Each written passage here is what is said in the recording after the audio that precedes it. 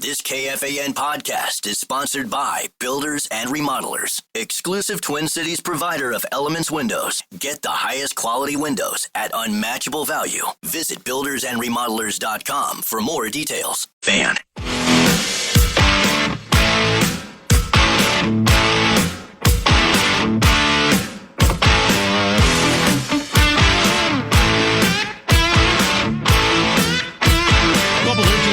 Past Common Man program. I'm Common East Tennessee, the legendary one, Mark Rosen. Double duty today. He's here until 3 o'clock on this thrilling Thursday. Your Minnesota Timberwolves. If that would have been a fight, that's a TKO first round. The rest steps in and just says, that's it, we're done. Yeah. It's obviously it's mismatch, and they would have went in a different direction. They were, I think they had a 3-0 lead. They did. Randall hit a three-pointer. And then they just, they got steamrolled, had no answer, and as Hine wrote in his piece today, the Gamer, it seemed to Chris Hine, a Fish Rod Factory West, he said it just looked like the Wolves didn't even want to be there. It did look like they basically quit and didn't even give any effort at all. If you recall yesterday on the show, I said, I'm not talking about moral victories, but the one thing I want to see out of this game tonight is a competitive effort, competitive game, competitive result.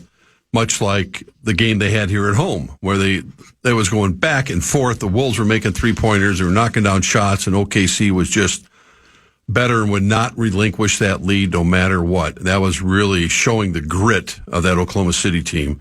I thought, well, if they can duplicate that kind of game, then if they lose, they're not going to beat them twice on their home court. So be it. And then they come out and score 9 points in the first quarter. And, it was over. They're leading 26-9, and they're turning the ball over, and OKC's doing all the things that, made them the best team in the NBA this year.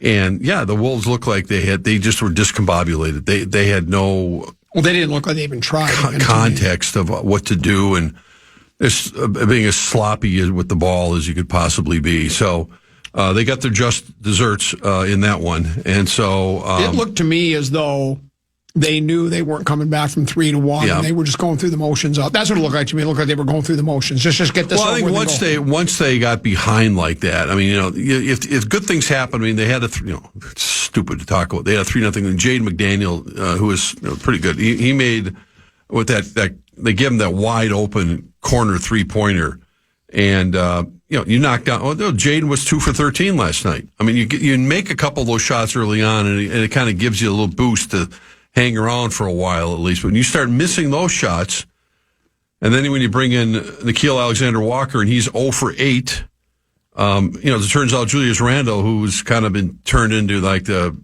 target for the ineptness of this team the last couple, he ended up being their leading scorer last night, 8 for 14 from the field, though you just didn't kind of look like it. And it really, some of the time, at some point late in the game, when they were making, I don't even want to call it a run, when they cut the lead from 38 or whatever it was to 24, just garbage points basically at that point. And, OKC had their way. This is, they built that team, a lot of different ways. They had a chance years ago with, Durant and Harden and Westbrook to win a championship, and kudos to their GM. I mean, making the trade with the Clippers, Paul George going there and getting Shea was just a stroke of genius, getting a bunch of draft picks, and then they've pushed all the right buttons, and that's what it takes. And now they got obviously a young team, and a team that I think it's shocking honestly, because I remember watching Game 7 between them and Denver, and I thought, wow, Denver, the Wolves don't lose to Denver.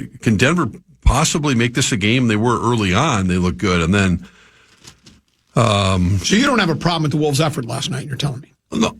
Who said that? Well, no, but I was wondering, because I just said they were discombobulated, and is that effort? Do you think they quit? Do you think they didn't even try? Well, I think after they got behind, I don't know how. Yeah, after they were down 26-9, I think it was really hard to find the initiative to kind of keep going, and they kept making the same mistake over and over and over again. It didn't matter. Who was out there? They put in the usual suspects with Naz Reid and DiVincenzo, and like I said, Walker was 0 for 8. They tried to put Terrence Shannon in there. He had a little spark at times, but no matter what they did, the ball was still slippery out of their hands. And that, whether that's effort or that's just complete, they reverted to the way they played early in the year when they were struggling up until the end. It looked like they weren't even going to make the playoffs, and they were going to be in the play-in maybe at best. And that's kind of, when you circle back, that's kind of, where this team was most of the year. So, the idea of them topping that's why I was talking about the Denver game, because, which we all know they match up so well against the Nuggets. But OKC put the pedal down on them in the seventh and deciding game. It didn't take that long against the Wolves. And now, when you have a game like this, it should have a lasting effect. And I'm sure Tim Connolly and the Brain Trust, whether, it's A-Rod and Laurie and the rest of them, the management team have to decide, make some decisions. There's some player options, et cetera, et cetera. I don't think you have to, you're not going to trash the whole thing. They got too much talent on that team, but, just a matter of, you need a point guard that can, you're not going to duplicate Shea, but you need a point guard who can get into the lane and distribute the ball and force the opponent to do some things. So they were exposed. Do you think that player's on this team right now? No, okay. I don't. Well, Dillingham might have that in him, but he's not ready yet. He's going to have opportunities next year, but Dillingham has the skill set to, I think, develop into a good point guard. As a shooter, his quickness, the things he has to do, obviously he's got to get better defensively and get stronger.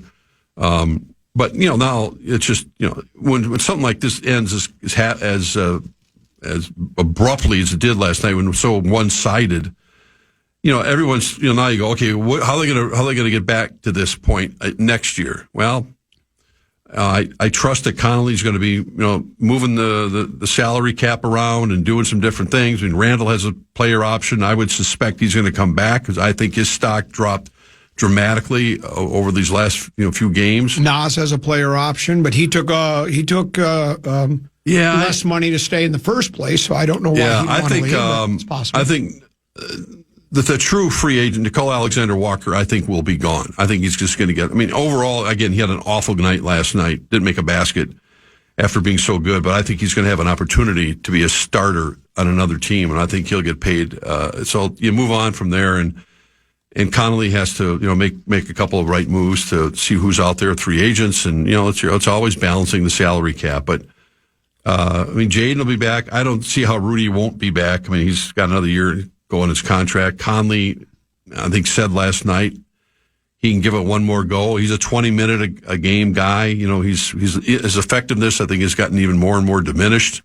As far as what he does, and he doesn't, he doesn't make a lot of mistakes out there, but he doesn't help the team a lot with his shooting.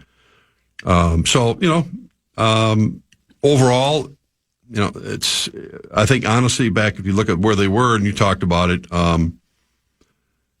thinking, are they going to make the play-in? Are they going to get in the playoffs at all? And then,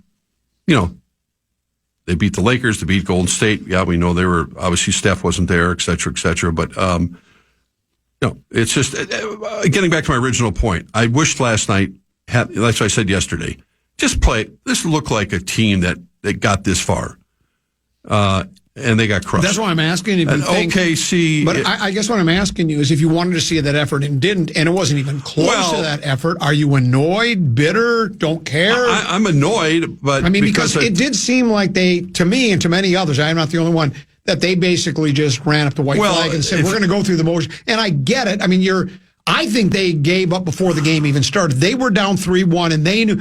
Finch's quote was, we lost to the better team. They're better than us. Right. And I think every player, knew that and knew we ain't winning 3 in a row. It would make a great movie. Rarely. It'd make a great movie, but they're better than us. And so why?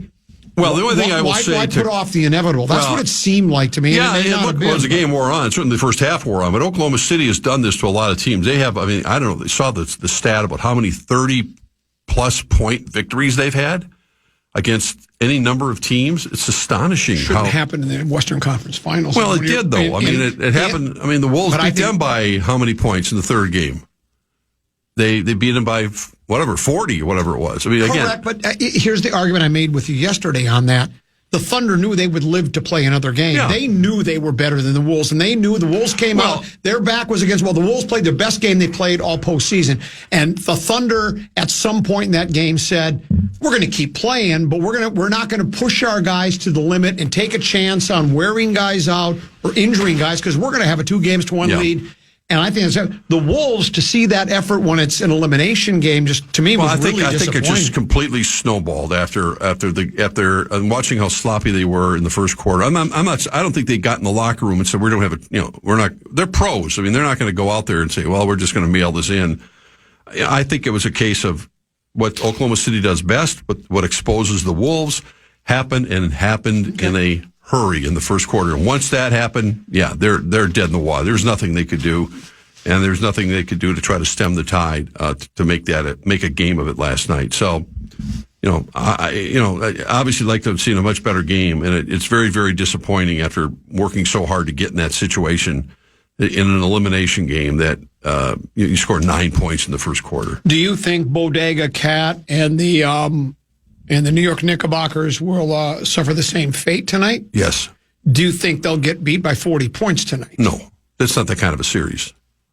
No, I don't think. I think the Knicks they're favored tonight. I mean, they should. I'm sure they should win. I think they'll win tonight. They might. Yeah. I mean, I'd hope they do. We've talked about it. I like the Knicks. Anybody's game.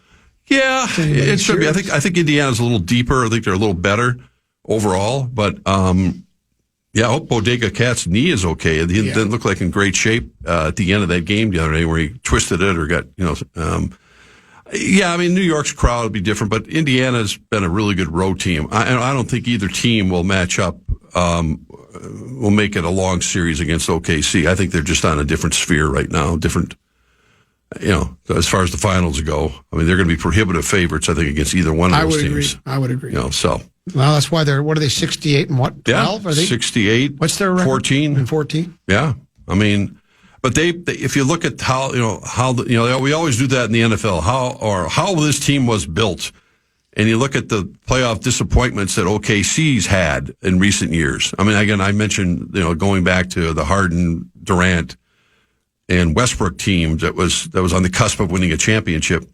And it's been since 2012 or something, and they went through a pretty, a long drought. But their GM has been there that whole time, and he retooled things. And obviously, the trade he made with the Clippers turned everything around. And then he was able to draft Holmgren, he was able to get, Williams, and they got picked up Hartenstein, and they pushed all the right buttons. And sometimes a lot of times it doesn't work out. But in their case, kudos to their management; they made it work. Did you enjoy the parade last night?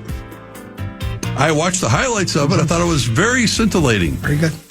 We'll break. We'll come back. He's getting ready for his own parade in the Program Password Invitation. Thank you. I'm plotting that right now. Well, and then I hope you saved the soundbite where he basically trash talk. Well, he basically flexed. He was flexing, is what he said. Hope you're listening in the corner office.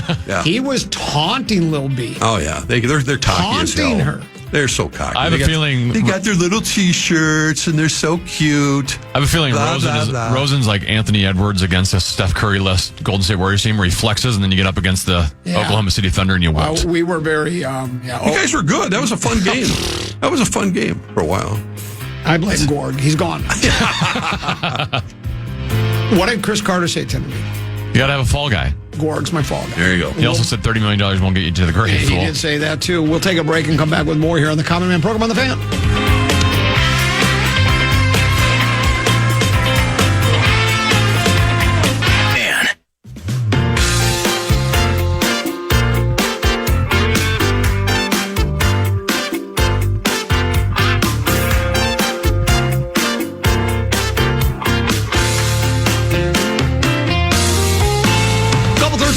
Pass, we call it Peek at the Pros, brought to you by the Minnesota Golf Association. Why don't you join the Minnesota Golf Association? You can get a handicap index that allows you, all players of all skill levels, to compete on an equitable basis. You can post scores, track your stats, course GPS, enhance your round of golf with the free USGA mobile app. You get a subscription to the award-winning Minnesota Golfer magazine, access to the best public and private courses at the MGA North Star Series and official state championship play for all levels.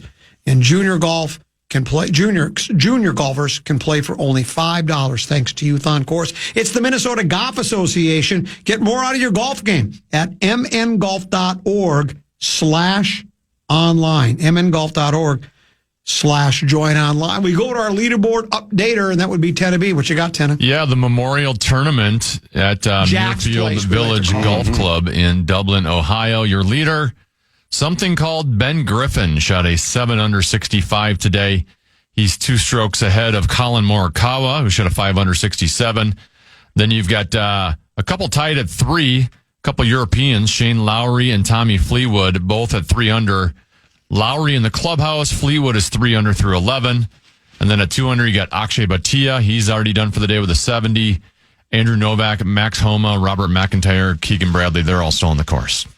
So there you go, the Memorial. Then Scotty Scheffler, by the way, tied for 10th, but he's just 1 under through 7. Is the U.S. Open, is that 2 weeks from now? Or 3 weeks? I don't even recall now. I think it's 3 weeks. It's Father's Day weekend, I think, it is always Father's Day week. But they're going to be playing at Oakmont. And June 12th through the 15th. Oakmont, how about this? Have you heard this? Now, first of all, no. They say the rough's going to be 5 inches. What's his face? Golfer. I know that's not helping you much. JT, Justin Thomas. Yes. Said he was Santa there. Claus. Jesus Christ. Said he was there.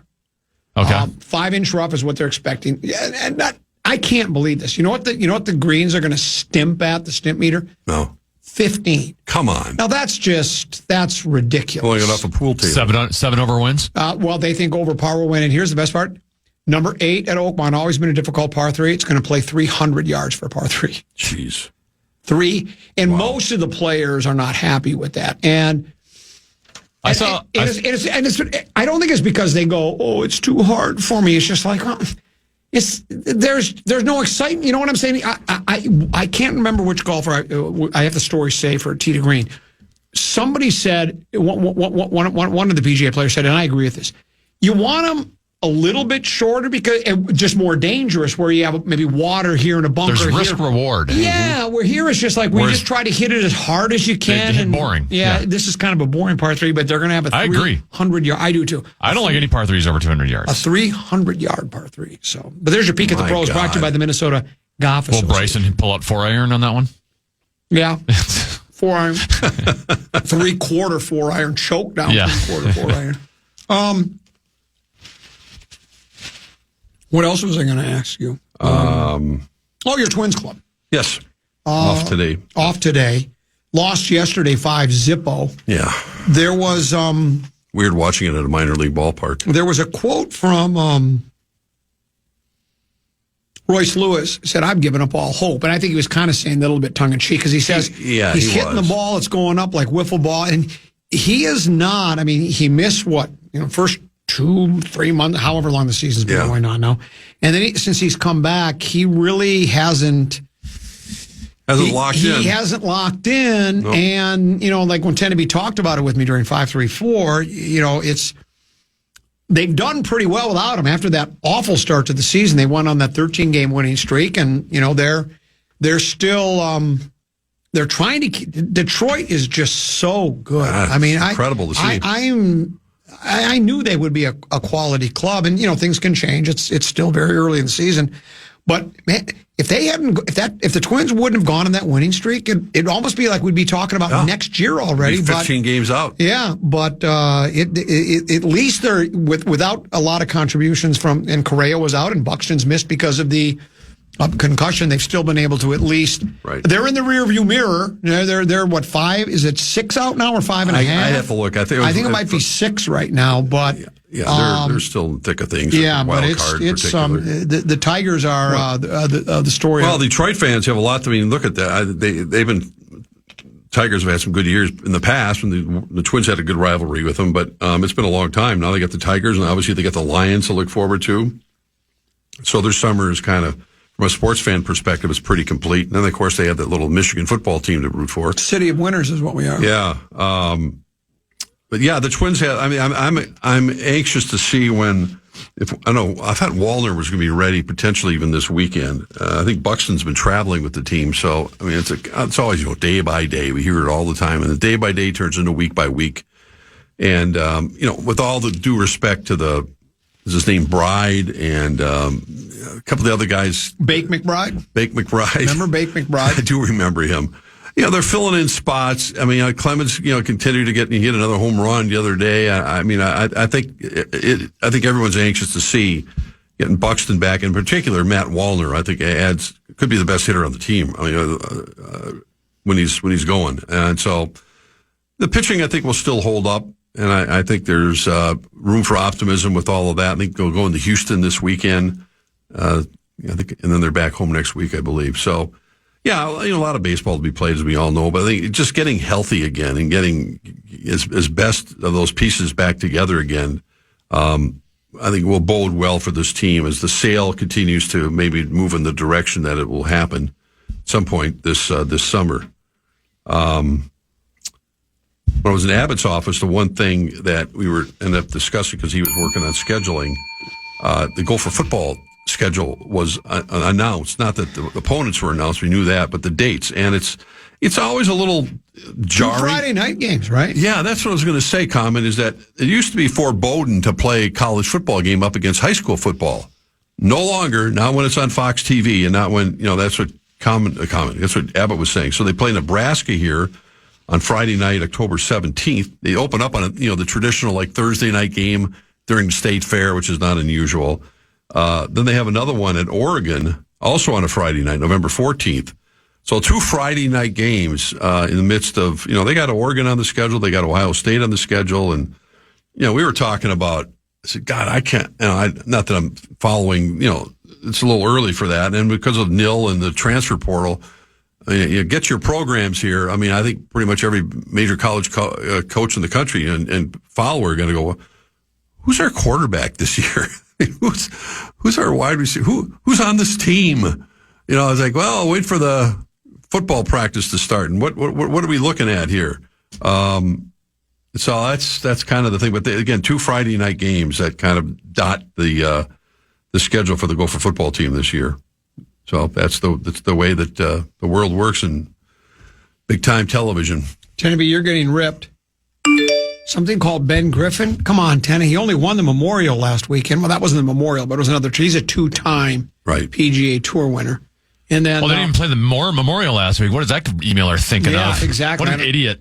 And then it was Victor Hovland who said there are no good par threes in over 200 yards. And I tend to agree with that. Yeah. I mean, some of the most devilish, is it Marion that has a 107-yard par 3, and it's good luck with that. They're just so they're the Troon postage stamp, right. Same thing. It's a 123-yard hole. Good luck making par on that. Those are the fun ones. Your comment about the stimp meter at 15, you said, what is traditionally the? I don't know. I mean, most of your quick greens around this town, I think, don't go much over 11 or 12. Yeah. That's about as fast as you want to get. I think. I don't want them any faster than that, but that's what they're going to be at. Yeah. We'll pause. One more segment to go. It's the Common Man program with Common Tennessee and Mark Rosen here on The Fan.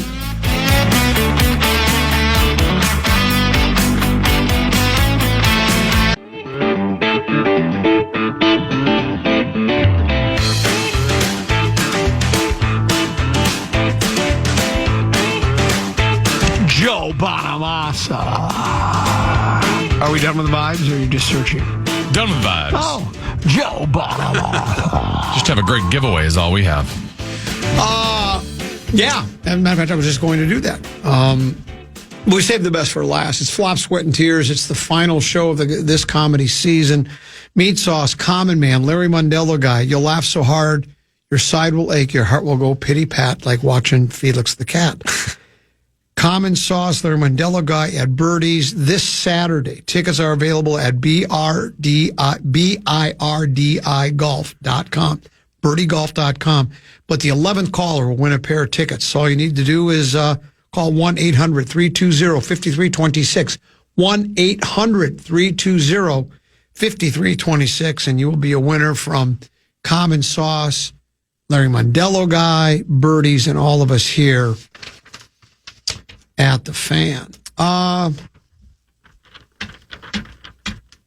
Vikings had their OTAs. I don't know, did they wrap up yesterday? Yeah.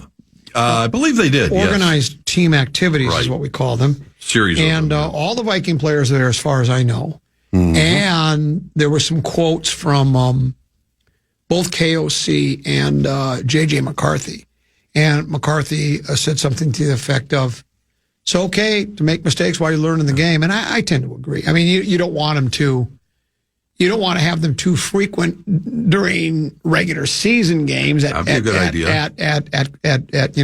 critical moments. Right. But there is still a learning curve. I mean, no matter how well you played at Pop Warner and Howard Pulley and Babe Ruth, and how well you played in high school and college, you get to the pros. It's a whole different story. It's like I talk about in basketball. Like every guy that plays in the NBA was probably his high school and AAU's leading scorer.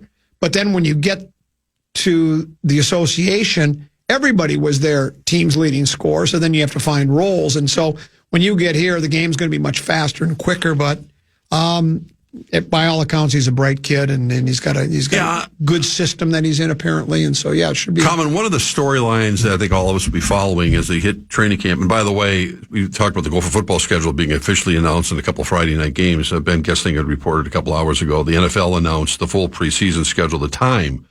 So the Vikings, if you're planning to go to the game, open the exhibition season on August 9th, which is a Saturday afternoon, at 3 p.m. against the Texans at U.S. Bank Stadium. They play the Patriots on August 16th at noon before closing in Tennessee with a primetime game on CBS. And I think the Vikings I think they have those scrimmages scheduled, I think against both the teams are playing here at home. And, the question that KOC is going to get asked a lot as we approach is we're out there at training camp and getting used to these sort of when the Texans come to town, they're going to have, they're controlled, 7-7, whatever it is. But how much, because of the need for JJ to work with the first team, and you can only duplicate so much, as he has said, and both of them have said in practice, how much they'll play during the preseason. And when normally you see the starting quarterback may not play at all, he may play a quarter, may play a half, but then you got to say to yourself, well, if he's playing, if JJ's playing, you can't have him playing with guys that probably aren't going to make the team for very long. Is JJ going to be out there, who never plays in the preseason? You don't have to have him out there. There are new offensive linemen that are going to be here, et cetera, to get a better indicator of where he is. In other words, how much work is he going to need or want to see from him in the preseason before they open the season in Chicago on that Monday night game? Is it going to be different than what we have in the past because of guys who've been here? I tend to agree we're not going to see a lot of them, but you got to see some of them. Don't you agree? I mean, I tend to agree. Yes, you got to see him play. But you got to see him play with guys who are he's going to be throwing the ball to, and that means that it would go against the grain of having Justin Jefferson out there on any exhibition game. I don't think he's played in any for a second that we've seen in the last few years. So I don't know. It'd be an interesting question because of the. Of having to kind of get him the rough edges worked out as best they can before their opener in Chicago. This is a Associated Press story that just came out less than a half hour ago. Dateline Orlando, Florida says NCAA President Charlie Baker said today he sees value in expanding the NCAA tournament by a handful of teams and wants to reach a decision on the matter in the next few months. He spoke during the Big 12 spring meetings, where conference leaders are discussing everything from the multi-billion-dollar revenue-sharing House settlement to complexities brought on by the transfer portal and nil compensation. Baker discussed the idea of expanding from 68 teams to 72 or... You're talking basketball now. Okay, I thought you were talking football. Okay. He says... Wow. We've had good conversation with CBS and Warner Brothers Discovery, which they have holdings in the Turner stuff. Mm-hmm. Our goal here is to try to sort of get to either yes or no sometime in the next few months, because there's a lot of logistical work that would be associated with doing this. If we were to go down this road, you just think about the opening weekends, who has to travel the longest. Right. It gets complicated. I get accused of doing a lot of the sky is falling in the back in my day stuff, but You know, when is enough enough? I mean, I think it's wildly successful now when they expanded from, back in the olden days it was 32, right? And they went to 64, and then they decided to go to the 68 thing where they have those play-ins, and I'm wondering if they would still include the play-ins then too, and so it ends up being 80 games. I think 64, the play-in games really basically do nothing for me, but if they work, they work. Money grab. Because right. But to me, it just seems like, because then again, why stop at 76? It was sort of like my argument against a playoff in the NCAA tournament. Well, what's the perfect number? They thought it was 4. Mm-hmm. They found out 4 didn't work. Did they go to 12? Right. Was it 12 this year? I believe so. Teneby, is that what it was? Was it 12-game NCAA football tournament? Did they have 12 teams in the... 12 teams. Yeah, there were 12. So 12. And you say, well, what is the perfect top one? 4 had a bye. Yeah. Right. Should it be 16? And then if it's 16, could it be, 36 or whatever, So if they want to do it, that's great. It just makes me filling out my bracket that much more complicated. Yeah, and well, there's so much that's changing right now. And athletic directors, I was at an event recently with Joel Maturi, the former athletic director of the Gophers, of course, and this whole revenue sharing thing and what's going to be happening and how it's going to be doled out for revenue sharing, for revenue producing teams, the football and basketball teams specifically, women's sports, the baseball thing. Are they going to get, how are they going to do this? It's still baffling to me. And there's so much I mentioned the football thing and that, chatting with Abbott a little bit about the Gopher football thing. I went, geez, I have no idea who the Gopher quarterback is. I couldn't name one. But then again, probably most coaches, and of course they know, but, it's just so different than what it used to be. And this is the way that, it's putting on another uniform. Money can buy a lot of the top players if you so desire. And especially for the richer schools, the rich get richer. And so, and this is another element of it where you go, why are they doing this? To work in concert with the networks, to put more games on TV, to sell more advertising, to make more money because of all these other things that are going on. It's a never-ending soap opera. Throughout the history of sports is your whole life just sports. We've had a lot of father-son. We have one going on now. Roger Clemens in. Is it Cody Clemens? Yeah, Roger was at the game yesterday. He was out in the stands watching his kid. Yeah. You have a lot of father-sons. You have the Griffies. You have the DiMaggios, Joe and Dom. Joe's son, Dom DiMaggio. See if we can reel anybody in there. So you've had a lot of those combinations. LeBron and Bronny. And Bronny. Bronny, certainly, and there are those that feel he was only drafted to placate and satisfy LeBron James, which may be the case. I'm not sure if Bronny will have a long and distinguished career in the NBA, but that remains to be seen. But oftentimes you'll see father-son combinations, and sometimes the son ends up being even better than the father, like in the Griffey's case, right? Junior was better than senior, right? Isn't one of the Manning, is it a kid or a nephew? Who's the one now? I mean, Archie was the dad, and then you had the two sons. And now there's an Arch Manning. Yeah, an Arch one. Manning. And that's the grandson of Archie. Right. I don't know. Is that whose son? I don't know. Cooper's son, or is it? I don't think it's either. Yeah, it's Cooper's. Yeah, the one that didn't make it. Right. Okay. Yeah. That's what I thought. Correct. Charlie Woods. I'm glad you brought it up. Tiger's son. Yeah. Wins Team TaylorMade Invitational. It's his first AJGA event. Says Charlie Woods finished with a 3-round score of 15 under 201 at the Team TaylorMade Invitational in winning his first American Junior Golf Association event at the Stream Song Resort Black Course. And, one of those where I was... And he's so young, it's hard to make any kind of... 15 or 16? Yeah, something like that. It's hard to make any... He's a junior in high school is what I saw. To make any... So what I'm looking for, a final determinations about where he's going to be. But when you see sometimes a son following the father's footsteps, you wonder, does he just feel like he's obligated to it? Does he have a love for the game? Is there any way he can match the accomplishments of his dad. In Charlie's case, it's going to be really hard. I don't even think there's a possibility. But it is nice to see, this is the soft, under my gruff exterior, I'm a softie, to see the kid, because I'm sure he's under the microscope. He might enjoy it. He might love all the attention of the microscope. Yeah. But it certainly is much more difficult, I would think. He has no anonymity when he's on the golf course. And to be able to finally play like that and win an event, I think it probably means quite a bit to him and the old man. And he's got man, he has to earn it the hard way. His name can only carry him so far. And I saw a video of him putting out to win the tournament, kind of nonchalantly doing it. But then you realize it seemed just like yesterday when Tiger won the Masters and he grabbed Charlie. And he was kind of like a little kid. He was, it seemed like he was 9 years old or whatever. Maybe he was 8 or 9. And now he looks like a young man. He's just blossomed right before your eyes. And you go, yeah, mentally, how's he going to handle this time? Everybody knows who he is. But, there's no shortcuts. Tiger's not going to give him a free pass to eventually get his PGA card because he's Tiger Woods. I guess to a certain extent, we mentioned Cody Clemens. He's bounced around all right already in the minors, and now, at least temporarily, it looks like he's found a home with the Twins. He's been embraced by his teammates. He's got some power and got some clutch hits. Really surprising. They just kind of picked him up because they needed an extra body, and he's been producing.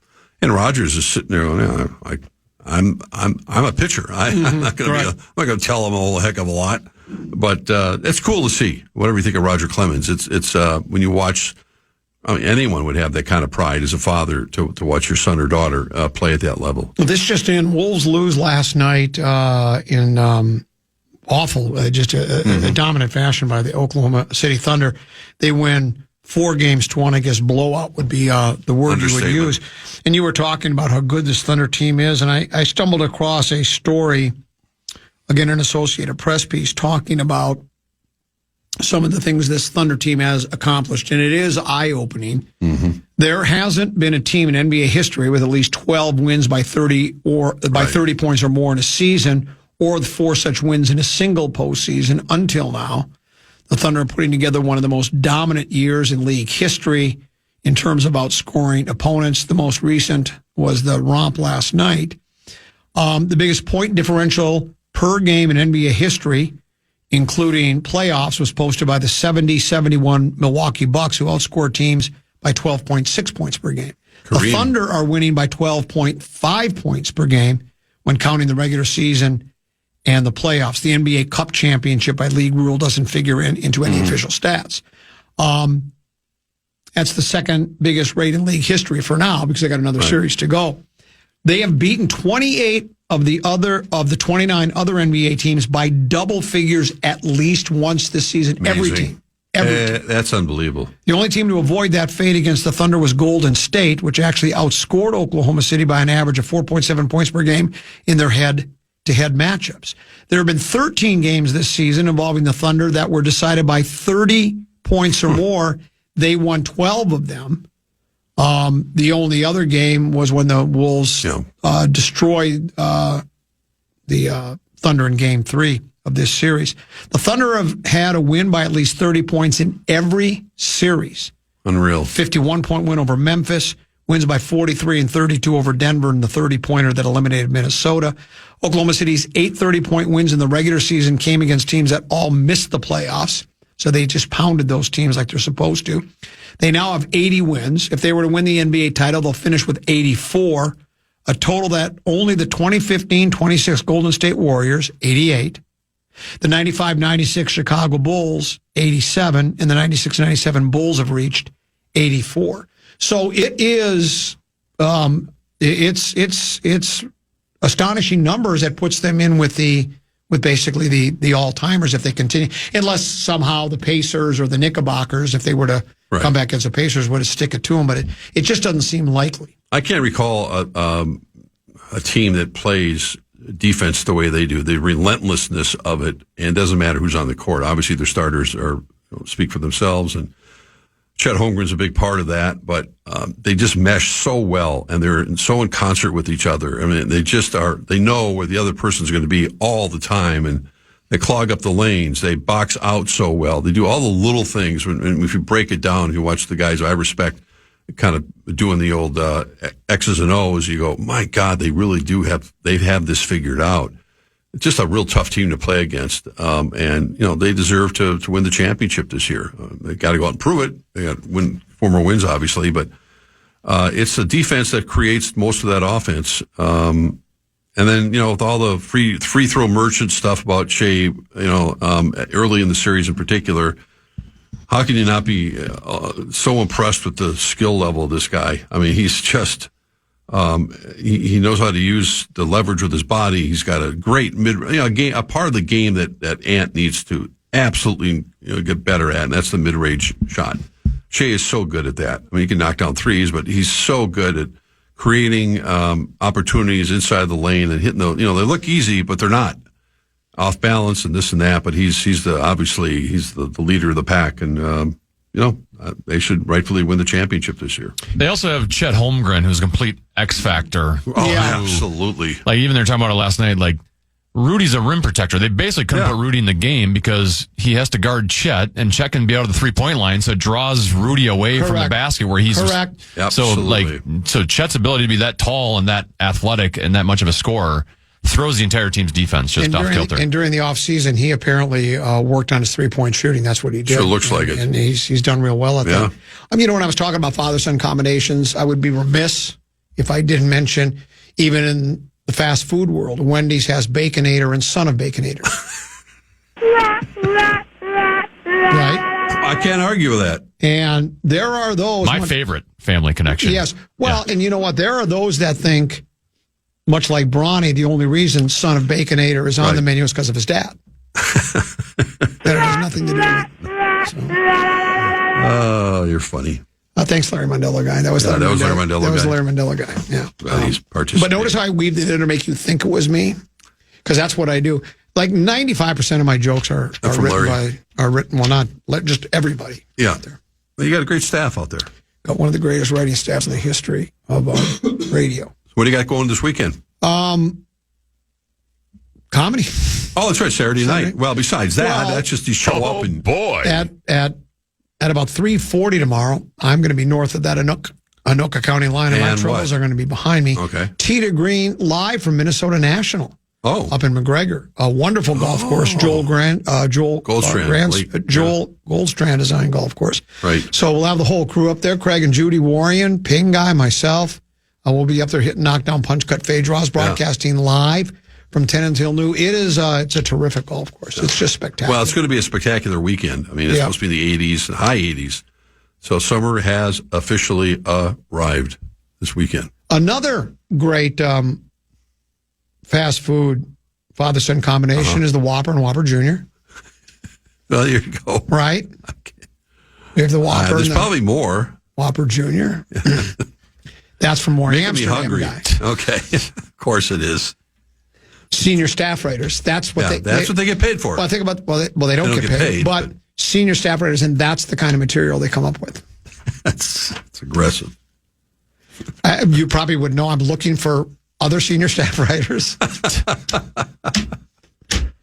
Maybe, auditions are being accepted. Might want to take both those and send them to rewrite and have them punch it up a little. Yeah. That's what we like to do. Tomorrow, Timmy, no program password then, right? No program password, so Lil B can be here for an hour if you'd like that tomorrow. Oh, boy. That sounds like fun. And it sounds like I have one person left to get back to me. It's the one I thought would respond the quickest, and then it's the one I'm most confident in. But I think most likely we'll have 2 program passer invitational matchups next week. The semis, Tuesday and Friday, probably. Yeah, Creasy and I are both available Tuesday. Yep, just waiting for that match to be. I can't confirm it. Well, lucky. Marnie's said she's good. Yeah, we're just waiting for Lil B. What is she doing? She's like I said, she's usually the first to get back to me. You have no idea how busy she is. She was in here earlier. I know how busy she is. Yeah. Tells me all the time. Maybe Tuesday is too quick of a turnaround to get all the tape she needs to watch on you guys. Break us down. She's a little concerned. Yeah, would you say we have an issue with fast food nepotism? I do. That's from more Amsterdam. Those fast food restaurants could have been on the Vikings coaching staff the last couple of years. Wow. Whoops, wrong. There you go. We'll send that to rewrite and have them punch that up as well. Rosen, right. we'll see you next week. Yes, sir. Have a good weekend. Yeah, you too. Tenby, thanks for having me. Hey, great job. Congrats, Rosie. Oh, by the way, Thank you. I'm going to tweet this out. I'm playing in the Phoenix Residents Golf Tournament on June 9th. You can still register today. Go to phoenixresidents.com. I'm out on June 9th, and I haven't filed for it yet, but I'm going to. But that's the Phoenix Residents, so make sure you are there for that. phoenixresidents.com. See you tomorrow, 12 noon. And good night, folks. And good night, Mrs. Calabash. Wherever you are. You've got to be kidding me. Listen back to any of Common Man's programs by podcasting on the iHeartRadio app or KFAN.com.